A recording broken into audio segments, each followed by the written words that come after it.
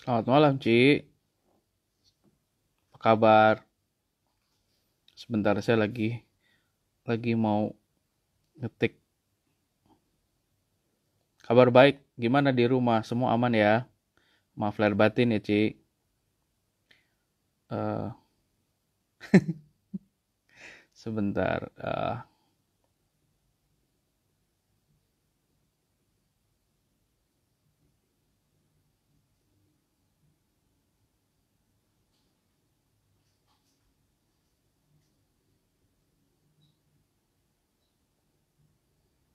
Saya lagi ngetik status sebentar.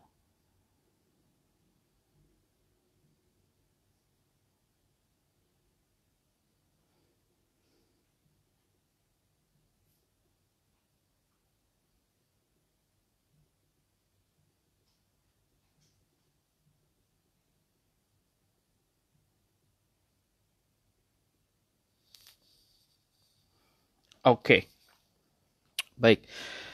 Jadi mulai malam ini dan seterusnya mungkin besok-besok saya coba akan uh, live IG untuk menampung cerita, nemenin ngobrol atau mungkin apapun itu yang mungkin saya bisa bantu ke teman-teman semua.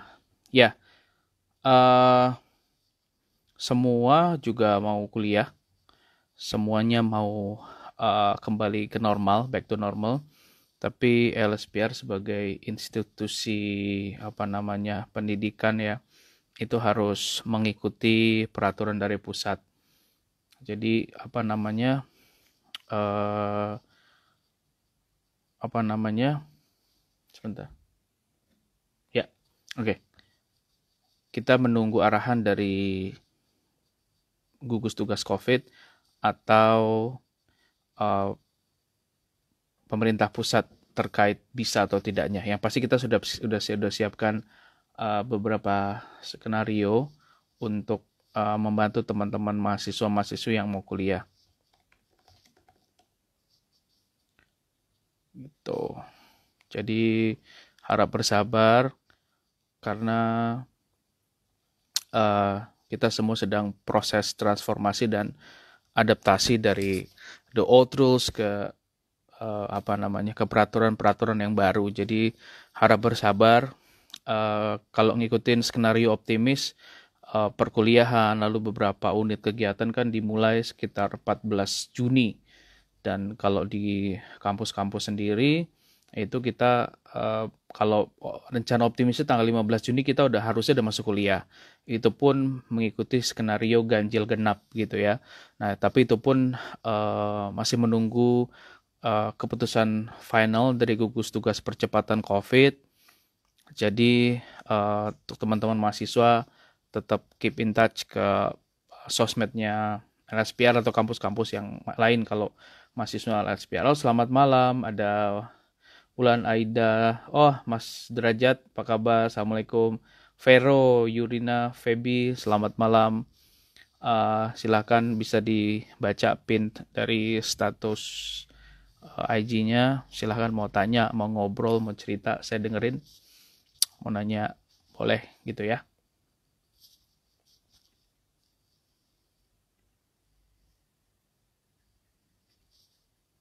Oke. Apa kabar semuanya? Semoga sehat. Selamat malam Feby. Uh, Mohon maaf lahir dan batin. Semoga sehat-sehat dan tetap optimis, tetap semangat, tetap produktif. Dicoba yang nggak pernah nulis, nggak pernah ngevlog, nggak pernah bikin konten. Sesuatu yang nggak pernah cobain, ini waktunya teman-teman untuk mencoba banyak hal di rumah. Gitu ya.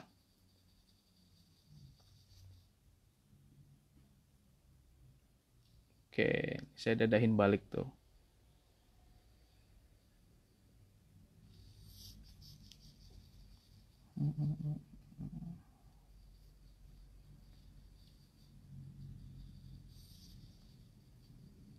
Selamat malam, Mas Alif. Mohon maaf lahir dan batin.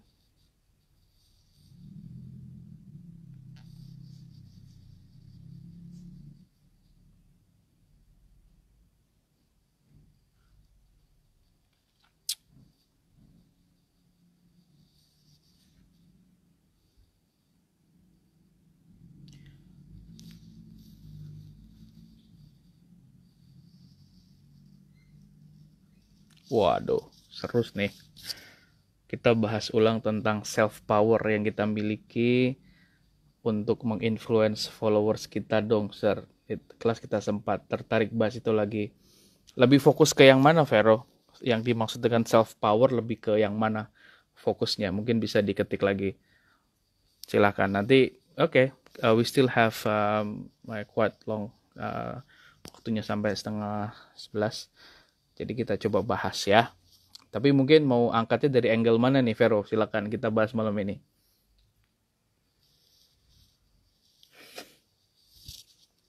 Coba ketik di chat.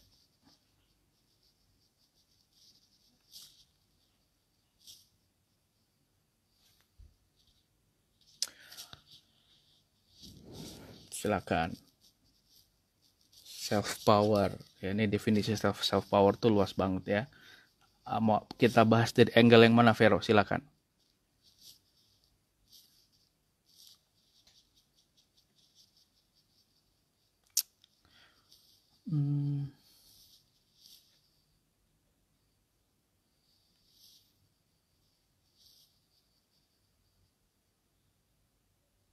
Oh, oke. Ya. Saya mau mulai bahas eh, dari positioning kita. Kalau menurut saya gini, yang namanya positioning kita sebagai influencer atau public figure, apalagi Vero yang followers sudah banyak banget, itu ibarat Vero adalah billboard berjalan. Kita semua yang memiliki followers banyak atau mungkin netizen sendiri, kolam netizen sendiri, itu punya yang namanya ibarat billboard berjalan. Apa yang ditampilkan, apa yang disuguhkan, itu semua dilihat orang, dinilai orang, dijudge orang, dan itu persepsinya itu kita tidak bisa kontrol. So, what we can control is ourselves. Jadi kalau di komunikasi itu kan ada yang namanya apa namanya? Stimulus sama respons. Yang kita bisa kontrol itu selalu stimulusnya. Kita yang memang menstimulasi pesan, cara penyampaian, konten seperti apa yang kita mau create, bukan responsnya. Nah, masalahnya adalah sebagian besar dari kita itu fokus ke bagaimana respons itu dikondisikan, atau kita selalu berharap netizen, followers kita tuh selalu berperilaku sesuai dengan ekspektasi kita. Nyatanya tidak, dan gak pernah mungkin bisa terjadi. Nah, jadi buat teman-teman yang posisinya sebagai sender, sebagai kreator pesan saat ini adalah yang pertama, pesan saya, just be yourself, organik aja gitu. Karena sekarang followers yang sekarang itu lebih suka konten-konten yang organik, konten-konten yang memang genuine, tidak dibuat-buat, tidak hanya sekedar mengikut tren, tidak hanya menambah followers, tidak hanya menambah engagement, like, dan social media metrics lainnya, tapi lebih ke genuinitas dari pesan yang disampaikan, cara penyampaiannya, dan personality. Ini penting banget ya, persona atau personality si pengirim pesan, atau mungkin dalam hal ini Vero yang nanya sebagai pengirim pesan itu seperti apa. Jadi the way you talk, the way you respond, the way you show your facial expression. Jadi kita juga harus belajar lagi yang namanya micro expression ya, kalau kita bicara sekarang kita ada di virtual world ya. Karena semua ekspresi itu dinilai. Mana senyum yang tulus, mana senyum yang dibuat-buat, mana sorotan mata yang memang benar-benar menunjukkan happiness, excitement gitu. Mana yang memang semuanya itu terpaksa gitu. Semuanya kelihatan di virtual, di digital semuanya kelihatan. So the way we show up ourselves in term of personality itu menjadi satu yang memang perlu untuk dipertimbangkan.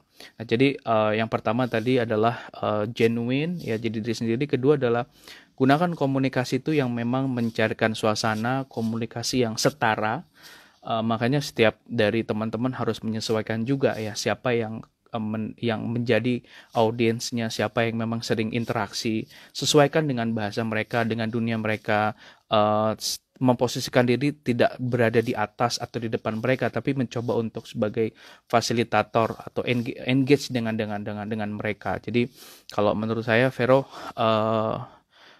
justru gaya komunikasi kita tuh jauh lebih detail ya melalui digital seperti sekarang. Dan kekuatan yang dimaksud dengan Vero ini, kekuatan komunikasi, mengedukasi followers adalah ada 3 hal dalam komunikasi ya.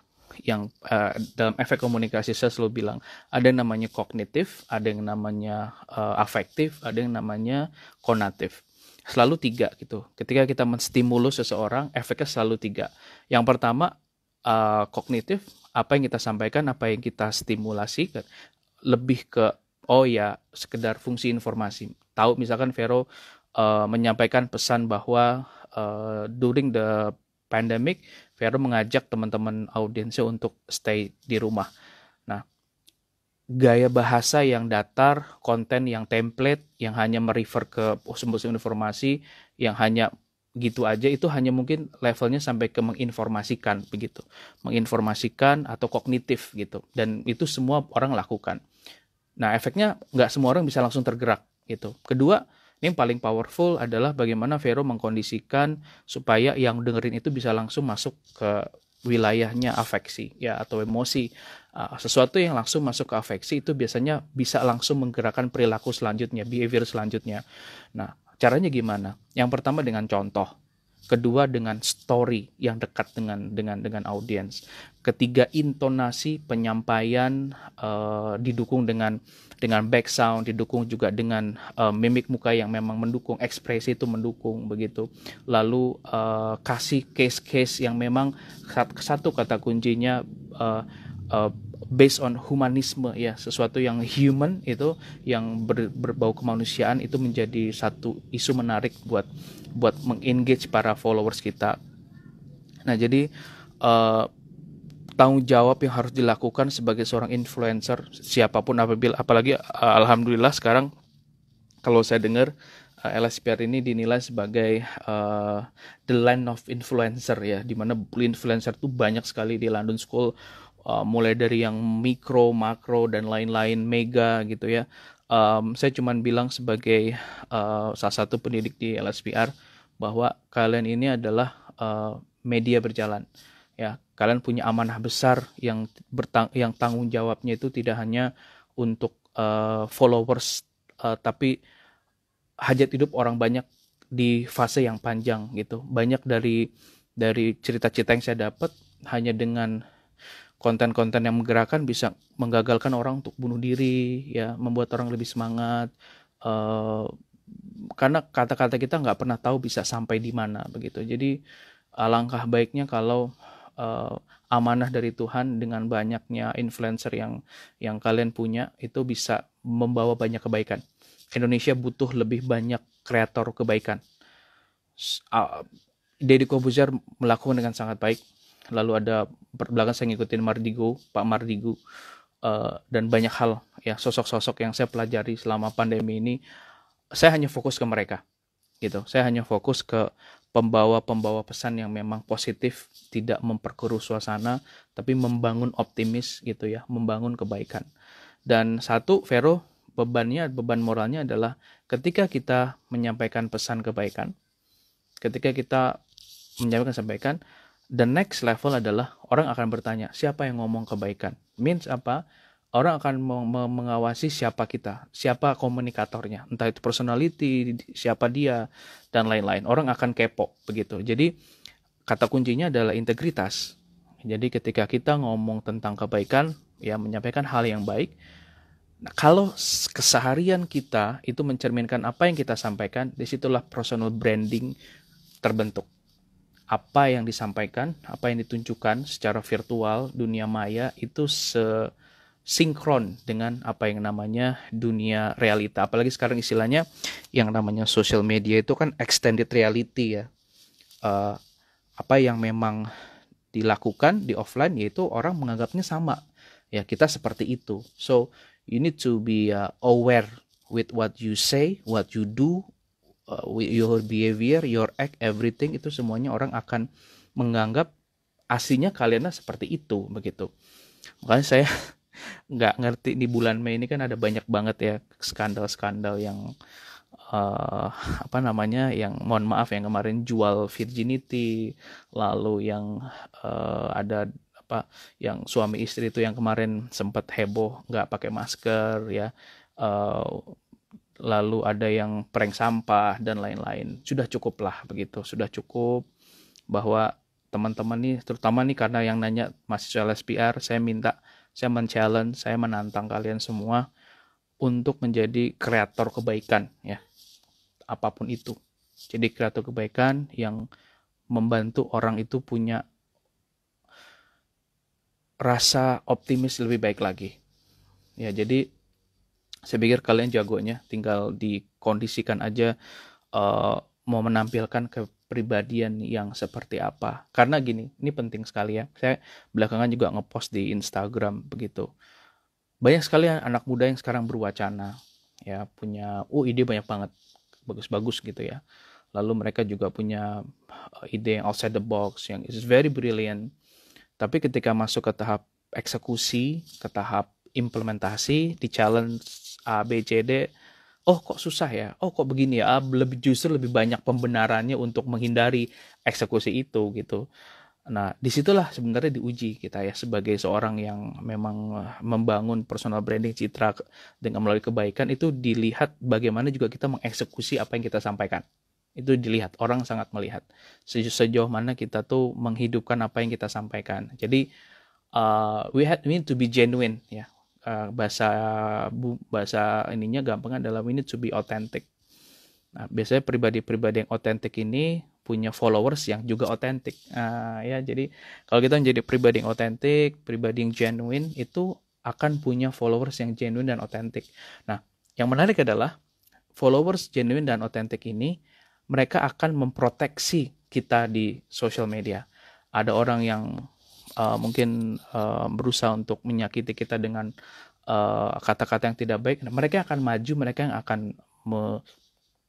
yang membela kita tanpa kita harus membela diri kita. Kalau ada orang yang bicara hoax tentang kita, mereka akan dengan senang hati mereka akan mengcover gitu, karena tahu siapa kita ya, dan bagaimana kepribadian kita. Jadi edukasi itu ada di tindakan, Vero, dan saya selalu bilang ini di kelas bahwa saya punya satu jargon: ketika kamu tidak bisa mendidik dengan kata-kata, maka didiklah dengan tindakan atau teladanan, karena tindakan dan keteladanan itu jauh lebih bisa berbicara ketimbang kata-kata. Apalagi saya pribadi sebagai dosen itu nggak pernah bisa ada di zona nyaman, apalagi ngajarnya di social science, itu harus bisa terus menyesuaikan, selalu bisa belajar. Kalau nggak ya udah akan ketinggalan ya. The way handle the millennials, the generasi Z, it takes a lot of effort kalau mau masuk ke dunianya Vera dan teman-teman. So we need to be adapt and adopt the trend ya. Nah, apalagi sekarang ya, another issue, all the lectures, all the guru ya, itu harus menyesuaikan dengan kondisi baru, teknologi ya, lalu menghandle kelas secara digital, monitoring performa mahasiswa. Aduh, itu tantangan sekali ya. Makanya di sini semuanya berubah, dan hati-hati, edukasi followers itu begini, jangan pernah punya mindset ingin menyenangkan semua followers, karena tidak semuanya followers itu real followers. Itu penting sekali ya. Ada yang mereka yang memang hanya kepo aja gitu, karena the real followers mereka pasti support, dan kalaupun ngasih kritik, itu kritiknya konstruktif, tidak destruktif ya. Ini yang membedakan followers yang organik, yang baik. The real followers adalah followers yang organik, adalah mereka yang memberikan masukan kita itu konstruktif. Misal kita bikin salah, atau mungkin ada sesuatu yang keliru dari diri kita. Nah, the real followers, they always give us constructive feedback ya, feedback yang membangun dengan kata-kata yang juga baik, dan akhirnya kita bisa menerima saran mereka. Nah, beda dengan yang memang followers yang niatnya untuk ya just shame us gitu ya, malu-maluin kita, atau jadi ibaratnya mencoret nama kita depan publik. Itu kita bisa bedain. Nah, dan ingat, kita selalu punya kontrol. Kontrolnya apa? Blok mereka. Jangan pernah ketakutan turun followers. Kuantitas hari gini bisa dibeli, tapi kualitas itu nggak bisa dibeli. Nah, engagement itu ranahnya di kualitas. Nah, jadi buat teman-teman sekarang, you don't have to think about the numbers, just think about the impact and engagement. It's more than enough. Yeah, so it's more than enough. It's much more important than just the numbers. So keep building yourself, be genuine, keep organic, bikin konten yang merubah hidup orang untuk lebih baik. Apapun itu silakan, terserah caranya gimana. Mau lewat entertainment, mau lewat konten-konten yang serius. Yang penting niatnya adalah merubah hidup orang dari sisi pola pikir, emosi, perilaku ke arah yang lebih baik. Caranya gimana? Terserah teman-teman mau bagaimana mengkondisikan itu begitu ya. Ya, kurang lebih semoga mudah-mudahan menjawab. Dan komunikasi yang baik adalah komunikasi yang engage ya, yang hangat gitu, tidak bicara seperti kayak robot gitu atau menggurui gitu ya, nggak bisa, tapi lebih ke we need to be a more warm, hangat ya, engage ya, merangkul, menyebut nama greetings them one by one, and dan mereka akan melihat mana memang sosok-sosok yang pura-pura atau yang memang beneran mau giving something gitu, kurang lebih. Mudah-mudahan menjawab Vero nih. Saya suka nih kalau udah ada yang nanya, kita diskusi ya, I like it. Karena memang saya perhatikan di era pandemi seperti ini banyak teman-teman yang butuh teman ngobrol juga gitu, makanya ya udahlah saya coba bikin ini seperti ini, mumpung belum mulai ngajar ya, jadi masih ada waktu sedikit untuk ngobrol seperti ini. Mudah-mudahan menjawab Vero, semoga menjawab. Tetap semangat ya.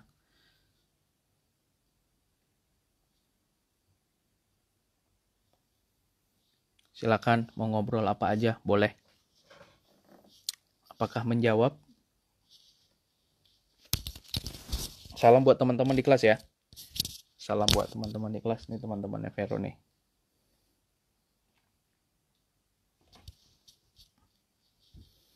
Semoga menjawab.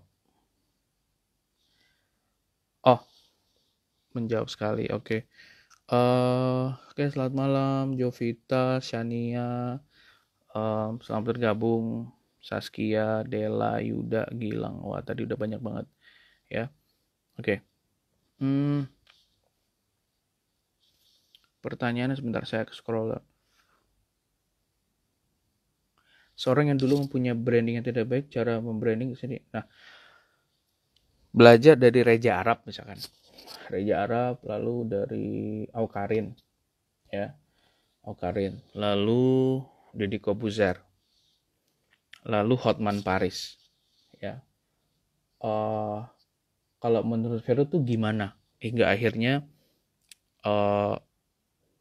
orang memutuskan untuk merubah yang namanya image baik di depan publik? Sesederhana, bener nggak mau jadi baik, atau hanya ingin dinilai baik? Itu beda. Karena kalau misalkan membranding niatnya hanya ingin dilihat baik, bukan tidak menjadi lebih baik, itu percuma. Yang tadi saya bilang, genuinitasnya, otentiknya nggak kelihatan, dan pasti akan fail. Followers melihat itu.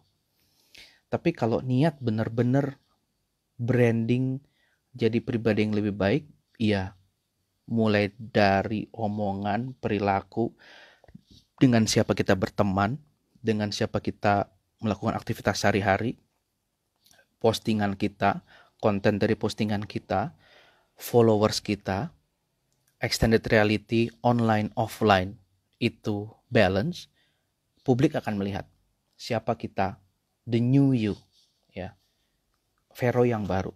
Jadi buat saya otentik aja gitu. Kalaupun mau berubah yang lebih baik, ya mulai dari hal-hal yang memang arahnya baik begitu. Dan begini, ada yang nanya kemarin, saya sempat tergelitik ketika dengar Hotman Paris ngobrol sama A.A. Jim ya di salah satu podcastnya. Sebentar. Halo Tika, apa kabar? Maaf lahir batin. Tika ini dulu junior saya junior saya di lab school Rawamangun ya. Salam Dek, semoga sehat. Nanti kita videoan bareng ya habis ini ya. Abang jawab dulu pertanyaan dari ada namanya Vero. Halo Aditya, maaf lahir batin Dit. Oh, salam buat Asad, salam balik buat Asad. Ya Dek, habis ini kita ngobrol ya Dek. Tak jawab dulu pertanyaan dari Vero. Sampai mana tadi tuh, lupa ngomong. Oh oke. Ajim ya, Ajim dan siapa namanya? Bang Hotman. Ya, menarik sekali. Ketika Hotman Paris bilang seperti ini, gimana nanti kalau saya mau berubah lebih baik, tapi ujung-ujungnya saya nakal lagi, gitu. Ujung-ujungnya saya bandel lagi, Pak Ustadz gitu. Bingung saya nih ya. Ajim jawabnya nyantai, Vero. Ya kalau bergaulnya sama teman yang itu aja ya nggak akan berubah. Akhirnya kan jawabannya menohok, tapi benar. Maksudnya apa? Kalau mau berubah, nggak bisa kita berubah sendiri. Tapi mulai dari drastically, ya. You need to review who is your friend, who is your inner circle. Sama siapa kita bergaul, dengan siapa kita berinteraksi, informasi apa yang kita baca, akses apa yang kita bisa juga baca. Semuanya itu impact-nya akan kelihatan. So, you need to be brave when you say that, okay, I want to be a better person, means ada satu perubahan yang drastis yang harus dilakukan. Dan salah satu konsekuensinya adalah kehilangan teman. Dan itu harus terjadi. Misalkan, ada sekarang banyak teman-teman yang proses hijrah ya ke arah yang lebih baik. Bukan hanya agama ya, tapi pekerjaan, hijrah agama, hijrah pekerjaan. Itu konsekuensinya ada yang ditinggalkan, ada yang dikorbankan. Nah, Vero siap nggak begitu? Nah, jadi kalau menurut saya, when you leave your comfort zone atau berusaha untuk kayaknya selama ini gue salah nih, I need to be a better person, I need to change my life dan lain-lain. Ya, itu juga ya harus dilakukan. Yang namanya kalau ada kemarin kawan saya Mbak Ayu Kartika ya, staf khusus presiden, dia bikin konten tentang audit pertemanan, itu menarik sekali ya. Kita harus memang mengaudit teman-teman kita begitu. Jadi punya teman banyak boleh, tapi nggak semuanya harus dijadikan sahabat. Balik lagi, quantity is not everything, but quality will bring you into a better level, into another level. Gitu. Mudah-mudahan menjawab. Apakah menjawab, Vero? Kalau menjawab, kasih jempol. Iya, betul banget, betul banget. Hal Teguh, maaf lahir batin, Pak Niko, salam hormat. Senior saya, Pak Niko Watimena, dosen senior LSPR.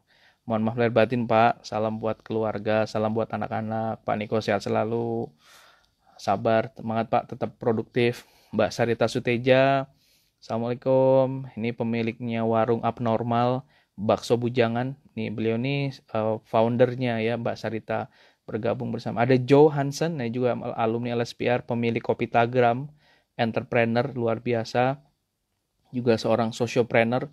Selamat malam Joe, maaf lahir batin. Terima kasih Vero, sehat selalu, keep in touch. Salam buat teman-teman Vero, mudah-mudahan kita cepat jumpa lagi di kampus.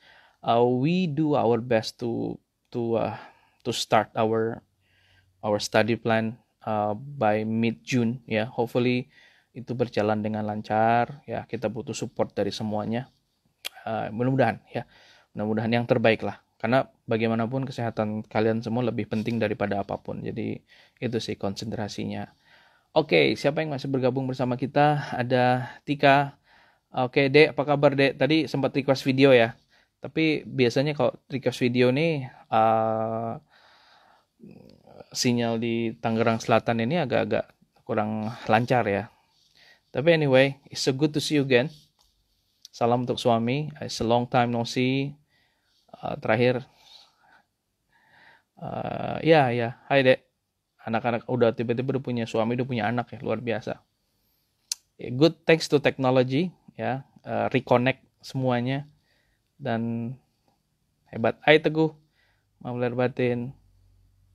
Oh, kepencet. Ya. Sehat-sehat. Semoga anak-anak juga sehat. Doakan gue bisa nyusul punya dede bayi. Ada Faikotul Azizah ya, selamat malam. Dea Sekar, Dea Saskia Putri, selamat malam. Mafler Batin, selamat malam. Silakan, saya lagi ngobrol-ngobrol santai sampai ya ada kurang lebih 25 minutes. Tadi ada Vero yang nanya, mudah-mudahan terjawab. Silakan kalau ada yang mau nanya-nanya lagi, mau diskusi lagi, tak coba dengerin. Saya juga lagi bikin materi buat online mentoring. Ini diem-diem istri saya juga monitor nih, melihat ya. Malam-malam suaminya ngapain katanya gitu. Ngintip-ngintip. Hai Nevi, selamat malam. Kita ketemu nanti tanggal 12 Juni ya. Mudah-mudahan sudah diisi aplikasinya, jadi kita bisa jumpa nanti di Zoom ya. Di sesi mentoring perdana dan ngobrol-ngobrol santai. Mudah-mudahan juga udah isi aplikasi.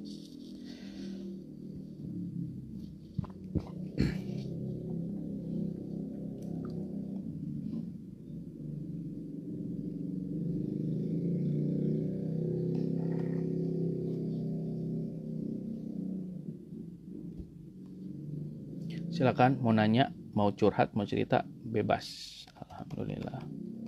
Terima kasih.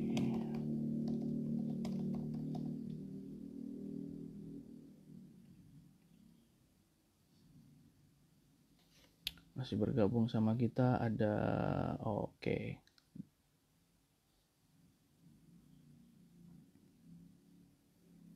Selamat malam di Seananta, maaf lahir batin.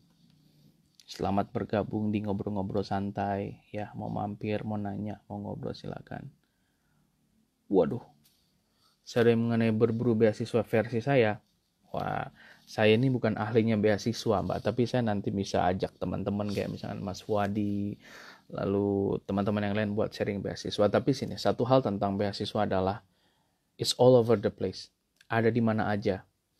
Enggak, saya bukan alumni LPDP, bukan. Saya beasiswa mandiri. Alumni LPDP banyak kawan begitu, banyak sekali teman. Tapi I can help you with what kind of information yang Nevi bisa nanti butuhkan.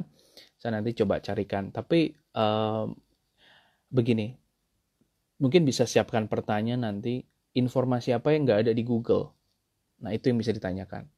Nah, jadi banyak banget Nevi info-info terkait dengan beasiswa, terkait beasiswa apa namanya LPDP atau Chevening atau beasiswa Fulbright atau beasiswa dari negara, beasiswa dosen, itu banyak sekali informasinya. Silakan di investigasikan lagi, dicari lagi, lalu dilihat kembali persyaratannya, do and don'ts-nya, waktunya. Dan satu hal penting, always prepare yourself best. Jadi karena kalau kita bicara beasiswa, itu kan persiapannya setahun gitu. 6 bulan tuh kurang.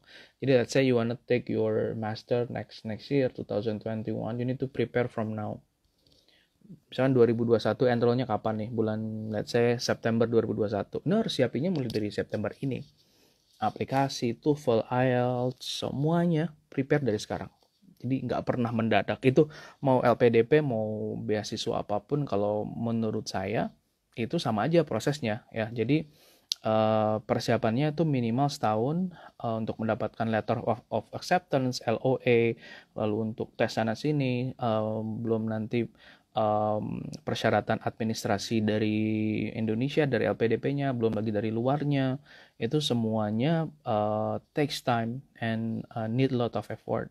So for me, preparation is the best execution. So you need to prepare yourself best at least 1 year before gitu. Ya itu mudah-mudahan bisa menjawab sedikit sharing terkait dengan beasiswa. Selamat malam Mas Alif Miko, Mas Reza, selamat malam. Mohon maaf lahir batin. Terima kasih sudah bergabung berkunjung di ngobrol santai malam ini sampai 10:30 nanti. Saya hanya ingin bertegur sapa ya, mendengar kabar dari teman-teman udah lama yang nggak silaturahmi untuk ngobrol-ngobrol. Mumpung waktunya ada, dan sengaja saya pilihnya malam karena state of mind dari orang-orang tuh kalau malam, Kalau malam itu state-nya itu ada di gelombang uh, apa ya, beta ya. Cara relaksasi itu lebih lebih enak begitu. Oke, wah ada pertanyaan dari Aditika, Dek. Kamu punya pendapat how big impact personal brand dari owner? Let's say Ria Miranda. Brand Ria Miranda besar karena personality-nya Ria Miranda. Yes, true. Golden Time, bener Alip, Mas Alip ya. Terus kedua, let's say Jenna Hara. Ya, itu juga the power of personality itu penting sekali. Barley Asmara. Ya, itu fashion aku bicara. Lalu ada yang namanya siapa ya? Batik Trusmi, ya. Bensu, ya, Bensu. Lalu karaokean, mulai dari Ari Lasso, Inul Daratista, atau apapun lah, sekarang udah banyak banget. So my question would be so big, ya. Impact-nya tuh besar banget. Apalagi kalau brandnya itu menggunakan nama kita dan kita tuh dilihat sebagai orang yang punya impact atau jadi center of attention di public.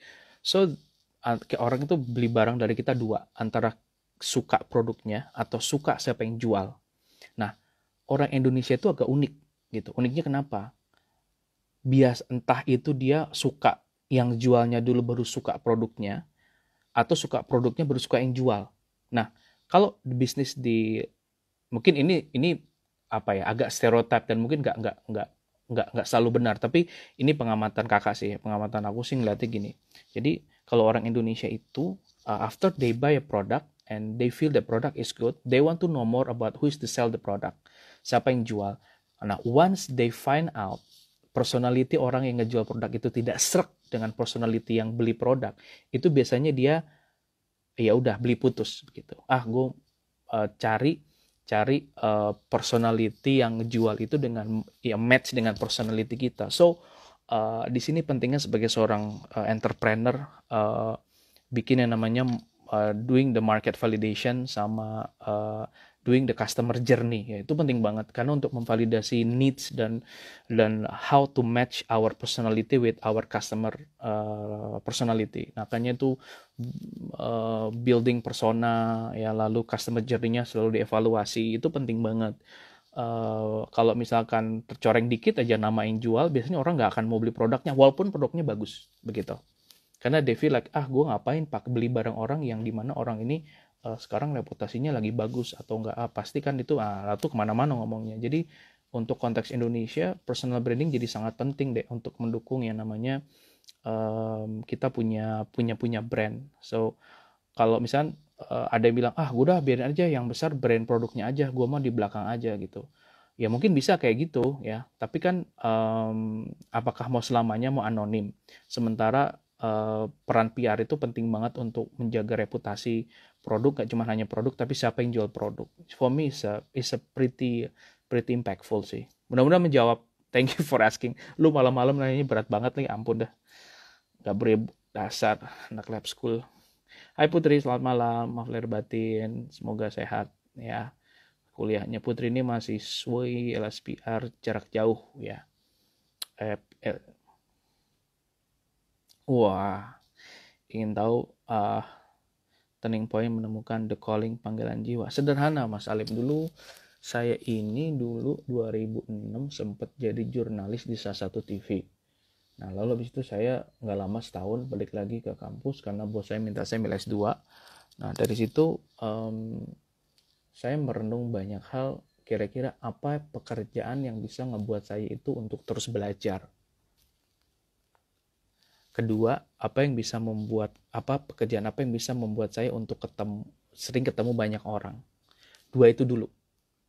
Lalu saya match dengan profesi-profesi yang memang bisa halo selamat malam Dinda Putri, selamat bergabung, match dengan apa yang saya pengen. Nah, ternyata apa yang saya sedang lakukan ketika itu, menjadi seorang dosen ketika itu awal-awal 2009 saya ngajar, 2008-2009, itu menjawab dua pertanyaan itu. saya bisa terus belajar dari mahasiswa, dari lingkungan pendidikan, sama saya bisa ketemu banyak orang di tahun-tahun yang memang berbeda gradually. Nah, dari situ akhirnya terjawab bahwa akhirnya I can feel my happiness gitu. My happiness uh, uh, turn out ketika saya bisa share ke banyak orang, orang dengerin, orang appreciate, sampai akhirnya turning pointnya ada mahasiswa yang merasa waktu itu banyak lah ya yang desperate segala macam. Saya nggak bisa cerita di sini, tapi intinya I can make someone into a better person. It's my happiness and it's my turning points. They put trust on me, bagaimana dia cerita ke saya, dan sampai ketika momentum graduation, mahasiswa, Pak, thank you so much for everything. I've learned a lot. Thank you, Pak. Itu turning point. Itu setahun saya ngajar, setahun itu 2010 kalau nggak salah. Di situ saya, wah, thank you yang tulus itu lebih dari apapun menurut saya. Jadi di situ saya merasakan kebermanfaatan, keberdayaan. Wah, ternyata kan gini loh. Sekarang tuh orang tuh ngomongin yang namanya, wah, gue mau bikin perubahan gitu, gue mau jadi orang yang bikin perubahan segala macam. Mereka lupa bahwa perubahan itu hanya bisa dilakukan dengan satu individu yang memang tulus ikhlas mau berubah. Nggak bicara banyak orang dulu. Nah, sekaligus dengan pendidikan itu salah satu jalan yang menurut saya efektif melakukan itu. Mendidik, membimbing banyak orang untuk menemukan siapa jati dirinya, menemukan solusi gitu, dan it's my happiness. Dan gaya saya dulu dari dulu sampai sekarang tuh nggak pernah menggurui ya, tapi lebih ke di tengah ya, lebih ke coaching. I never blame my students, I never mad at them. Saya hampir nggak pernah marah sama mahasiswa saya. Silakan tanya siapapun di sini mahasiswa saya. Saya marah dengan cara saya marah dengan berdialog. Jadi the way I ini adalah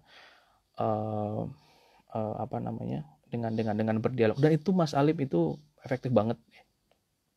Jadi turning pointnya itu a lot of thank you, sincere thank you, itulah turning point di mana saya percaya bahwa pendidikan ini adalah ikhtiar saya. Mungkin saat ini profesi saya sebagai dosen, tapi kalau bicara karir ya, payung karir saya itu pendidik. Nah, pendidik itu kan bisa dosen, bisa trainer, bisa apapun itu, bisa nulis buku, bisa bikin konten gitu. Jadi there's so much way to become an educator.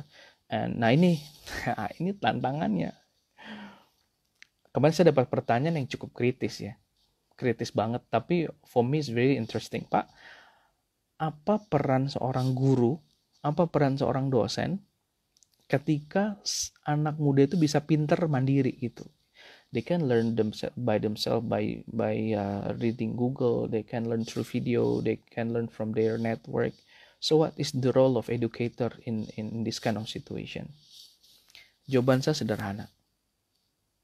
Sharing your wisdom, sharing your experience, and be a role model. Simple. Sama seperti tadi saya menjawab pertanyaannya Vero, bahwa anak muda sekarang itu mau belajar dengan pengalaman, dengan sesuatu yang mereka nggak cuma lihat ya, tapi they can feel it gitu.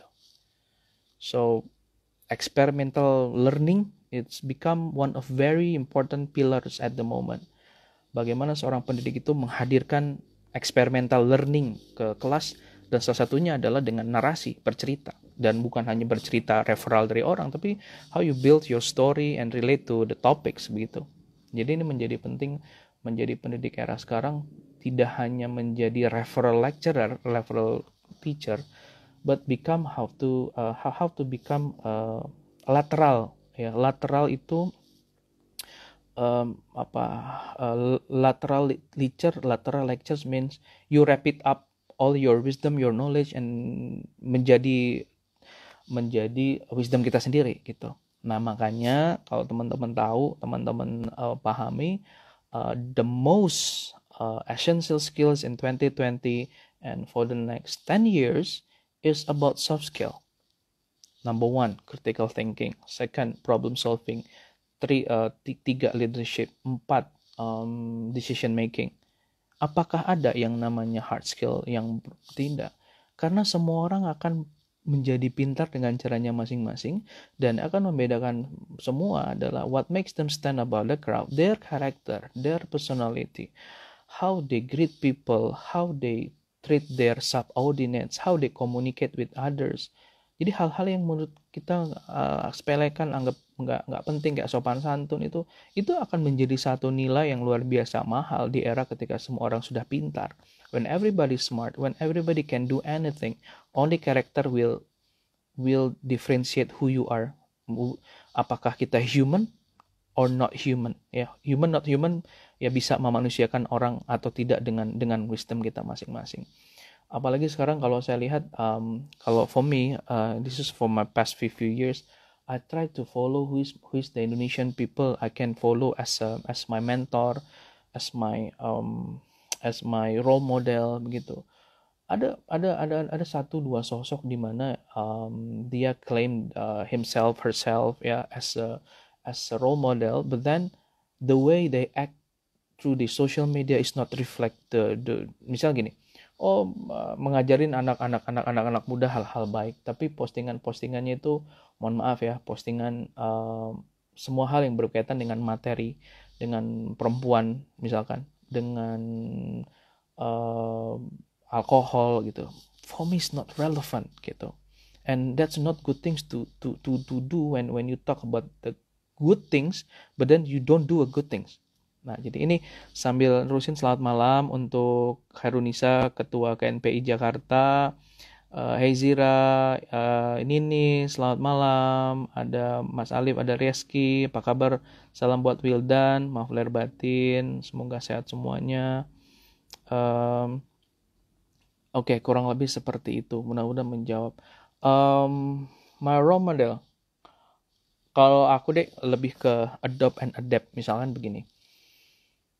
Wisdom tak ambil dari kalau public speaking Soekarno, Barack Obama, Anthony Robbins, lalu dari Brian Tracy, itu sosok-sosok yang ngajarin abang NLP, hipnosis lah gitu, kurang lebih seperti itu. Kalau misalkan the values always came from karena mohon maaf ya, mohon izin juga, karena we are Muslim, so I pretty realize for the past 3 years there's no other person selain Nabi Muhammad begitu. Itu karakter ideal yang memang kita tidak bisa menjadi seperti beliau, tapi minimal ada beberapa values yang kita hidupkan, dan menghidupkan 3-4 values is more than enough, and I still learning sekarang begitu. Role model selanjutnya banyak lah, nih salah satunya di sini ada Mas Adit join. Mas Adit, selamat malam, assalamualaikum. Mas Adit masih gabung nggak nih Mas Adit? Oh, barusan hanya mampir sebentar. Mas Adit ini ketua jaringan ilmuwan internasional, beliau menantunya Pak B.J. Habibie. Beliau ini ya bicara juga dengan karya, ya, luar biasa. Mas Adit ini sedang menyiapkan karya besar juga untuk Indonesia, sedang mengajak para ilmuwan untuk balik ke Indonesia untuk bikin satu platform. Saya nggak boleh bocorin. Mas Adit semoga lancar, dan makasih udah ngajak saya menjadi bagian dari tim tersebut. Mudah-mudahan berkah. Dan nah, inilah teman-teman, menarik sekali. When you send a good signal, good things to universe, they will give you the same things. It will come to you at the perfect time. Kalau teman-teman punya niat baik, insya Allah dipertemukan dengan orang-orang baik. Saya senang sekali, Mas Adit ini orang baik. Banyak orang-orang baik yang belakangan hadir ke hidup saya, dan saya bersyukur banget gitu. Dan ternyata punya teman baik yang tulus, yang mau bantu kita apa adanya, itu is more than blessing. Jadi ini banget, menarik sekali. Okay. Hi Dylan, how are you Dylan? Thanks for joining the channels.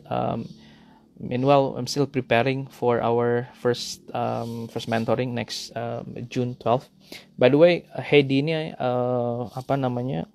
Dylan Huber ini adalah seorang mahasiswa asal Zimbabwe, teman-teman. Ya, luar biasa. Dan Dylan ini adalah wakil ketua BEM-nya LSPR.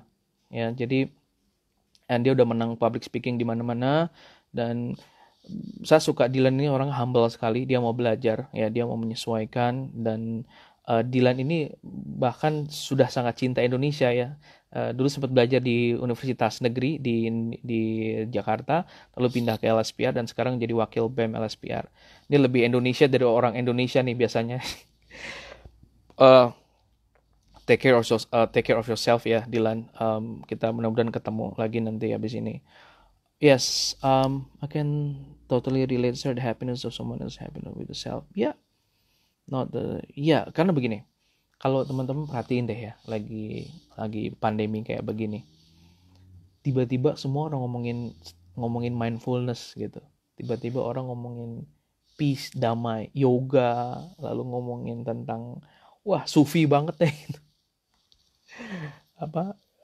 Karena pada dasarnya the one who responsible with ourselves, ya, kita gitu. We cannot depend on others. Our happiness, our faith, segala macam itu kita yang control. For me, 5 years ago, saya belajar yang namanya personal mastery. Itu salah satu kajian dari psikologi terapan, ya, dimana everything is in your hand. Bahwa when you become a master of yourself, then you can also control the world. Control the world means you control yourself with your emotion. Jadi kan kita mengenal ada namanya logika sama emosi. Nah, kita ini karena sudah lelah mungkin, ya. Udah lelah karena pandemi, lalu juga sering compare ourselves with other people in social media. Yang lebih mendominasi itu emosi kita dibanding logika kita. Sedangkan yang harusnya bekerja adalah we need to put logic over the emotion. And now I talk these things to myself juga. Banyak sekali hal-hal yang bisa membuat kita untuk marah, meledak, tapi again itu pilihan. Saya orangnya aslinya pemarah. Saya aslinya orangnya emosional, ya. Tapi saya sadar emosi ini harus ditempatkan di porsi yang benar. Nah, emosi inilah yang akhirnya menggerakkan rumah millennials, yang menggerakkan yang namanya karya-karya lain. Doain tahun ini saya akan ada, tadinya mau 3 buku tapi kayaknya cuma jadi 2. Doain bikin buku, lalu ada mentoring begitu. Jadi energi itu saya coba placing on the right place begitu.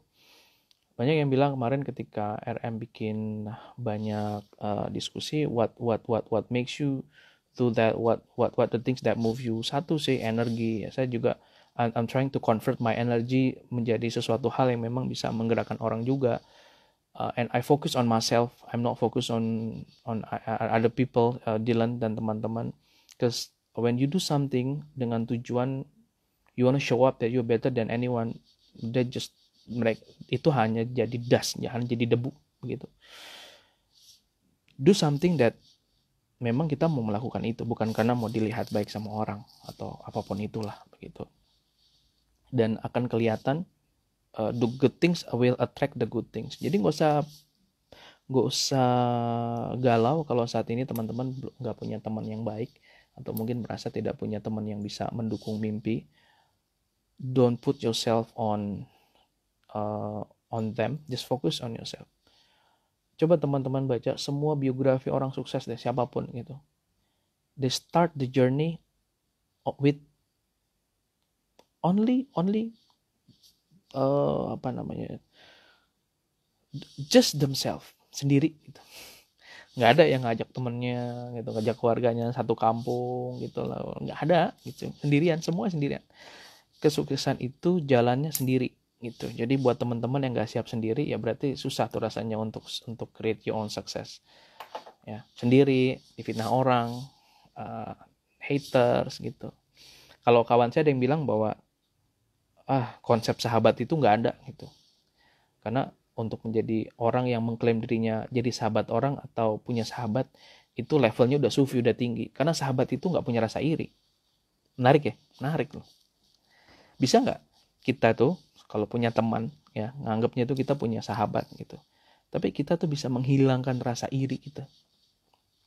Walaupun iri itu katanya sifat manusia, tapi real friend itu they don't have any jealousy on you. They just have appreciation gitu. Wah, susah nyari teman yang kayak begini. Susah, teman-teman. But once you find it, keep it real. Jaga. Jadikan dia saudara. Jangan dilepas. Ana langka orang-orang kayak begitu. My big dream, Mister. Wah, selamat malam, Bung Amirul Hazmi. Wah, Masya Allah. Selamat malam, Mas Aryo Adimas. Ini, tadi mampir sebentar. Ini bosnya Loket ya, Gojek. Oke, what is your big... Pertanyaannya kayak motivator nih. Jawabannya pertanyaan kayak motivator. Jawabnya gimana ya? Jawabnya mau jawaban yang normatif apa yang taktis nih? Kok jawaban normatifnya adalah jawaban normatif itu jawaban yang sapu bersih gitu ya. My big dream adalah ketika saya meninggal yang doain saya banyak. Itu sih. That's my big dream. Saya udah bilang sama istri saya ketika saya nikah juga gitu. Salah satu tujuan saya adalah ketika nanti saya udah gak ada lagi di dunia ini, yang nganterin saya ke pemakaman tuh banyak orang baik. Itu sih sebenarnya. Jadi kedua, my big dreams adalah to create a lot of legacy sebanyak mungkin saya bisa. Nah, kalau kata, mohon maaf yang berbeda keyakinan, kalau saya melihat 3 profesi yang memang dianjurkan oleh Nabi Muhammad. Yang pertama adalah pedagang, entrepreneur. Kedua adalah dosen. Ketiga adalah dokter atau penyembuh. Nah, jadi kalau kita punya profesi ini, 3 profesi ini katanya profesi-profesi yang dunia akhirat. Gitu. Dunianya dapat, akhiratnya dapat. Jadi dokter. Kan ada ini dokter yang gak mau dibayar juga banyak. Dan kita udah banyak dapat cerita inspiratif, tenaga medis segala macam. Kok bisa ya? Karena mereka pegang values-nya, mereka punya nilainya. Kedua adalah seorang entrepreneur. Entrepreneur itu jalan sufi karena dia membantu banyak orang, membuka lapangan pekerjaan, menolong banyak orang, membuka lapangan kerja, dan itu memang dianjurkan gitu. Ya kan? Nah, yang ketiga adalah seorang pendidik atau guru ya, atau dosen gitu. Dan ini bener loh. So my big dream adalah legacy ya, to create a lot of legacy buat siapapun yang kenal saya ke depan. Saya mau dikenal sebagai ini my big dream, negarawan non politik. Nih sepertinya saya jarang sharing ini, dan mungkin baru pertama kali saya sharing ini di social media. Jadi kalau secara duniawinya saya ingin suatu saat, let's say 20-30 years dari sekarang, kalau Allah masih mengizinkan saya hidup, saya ingin dikenal sebagai seorang negarawan non politik. Jadi negarawan yang memang berasal dari ruang tengah ya. Itu sih Amirul Hazmi. Ada dream lainnya ya, saya pengen punya masjid, pengen punya yayasan agamaan, pengen bangun rumah yatim, pengen punya tower ya untuk ini anak-anak muda gitu. Kurang lebih seperti itu. Mudah-mudahan menjawab. Ini kok ada kayak 14 minutes remaining, itu maksudnya apa ya di Instagram? Value apa yang dipegang saya dalam mewujudkan big dream? Oke, ini ya saya akan jawab ya sebentar. Nih, ada one remaining.